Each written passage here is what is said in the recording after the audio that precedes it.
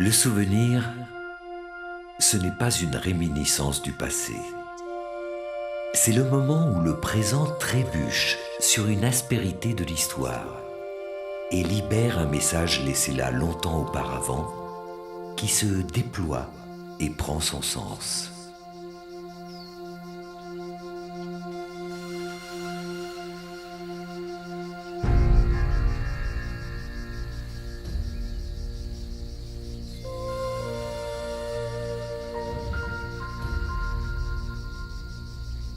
Mes parents étaient paysans, donc j'ai été élevée dans une ferme. Je suis née dans la ferme et j'ai été élevée dans une ferme.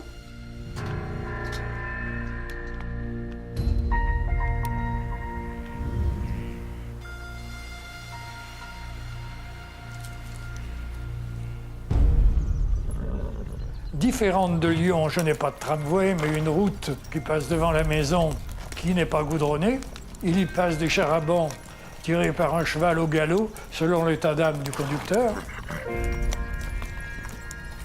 C'est un plaisir de prendre le train. Vous vous rendez compte, on va se promener en ville, parce qu'on n'y allait pas tous les jours, hein, à cette époque. Je ne sais pas, est-ce que je vous dirais une fois par mois? Peut-être que c'est même trop.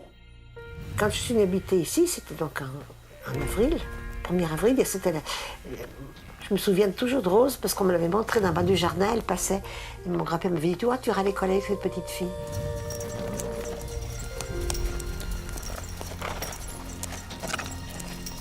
À titre d'exemple, tous les matins, il nous faisait faire une demi-heure de gym, torse nu, qu'il fasse moins 20 ou moins 25. Hein. Maintenant, il aurait les parents d'élèves sur le dos, j'ai mon entendu dire, le gars, il est rento, là, vite fait.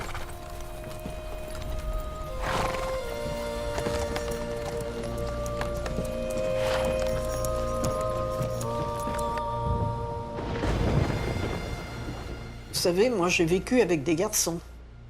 D'abord, là, dans le coin, une gamine, il y avait que des garçons, j'étais la seule fille.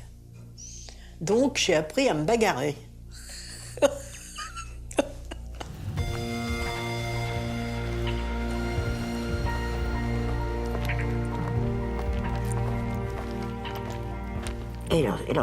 Donc je suis venue à l'école, à Pusignan, depuis Pâques 34. Il y avait le train de l'Est, le train qui passait là en bas sur la ligne de l'Est.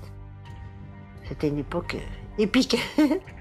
En raison de la montée de la Léchère après Pont-de-Clary, et puis au passage à la Fusa, de laisser des wagons, parce qu'ils n'avaient pas la possibilité de tirer la totalité.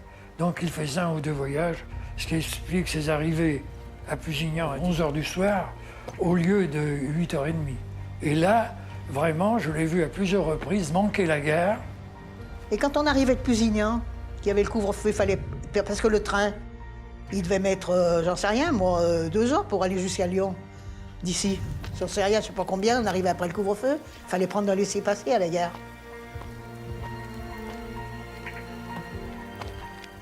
Je peux pas m'empêcher d'imaginer mes parents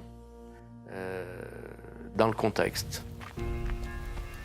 En particulier mon père, quand il s'est occupé des maquis pour les organiser, les déplacer. Donc voilà. Et puis, je ne peux pas m'empêcher non plus de faire le lien avec les maquis qui sont battus là à Pusignan. Et les maquisards nous avaient demandé l'autorisation de mettre leur véhicule, et ils ont mis leur véhicule, puis ils nous ont demandé si vous ne pouviez pas les loger. Donc il y avait une grange, et ils logeaient dans la grange. C'est les Allemands qui sont là. Donc à mon avis, ils étaient renseignés que le maquis devait loger là. Ensuite, les Allemands ont envahi la propriété, et ils disaient « habitants, terroristes, terroristes », ils disaient.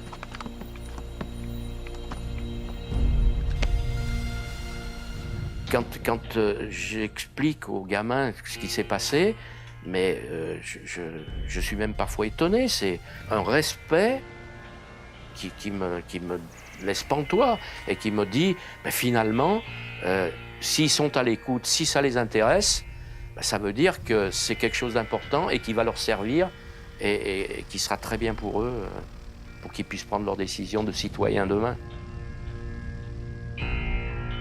parce qu'ils ont vécu le XXe siècle, parce qu'ils ont traversé ce que nous ne connaîtrons jamais, parce qu'ils sont encore parmi nous, et que jour après jour, notre histoire s'efface. Notre devoir est de sauvegarder et transmettre cette mémoire, et raconter aux nouvelles générations la vie qui fut la leur.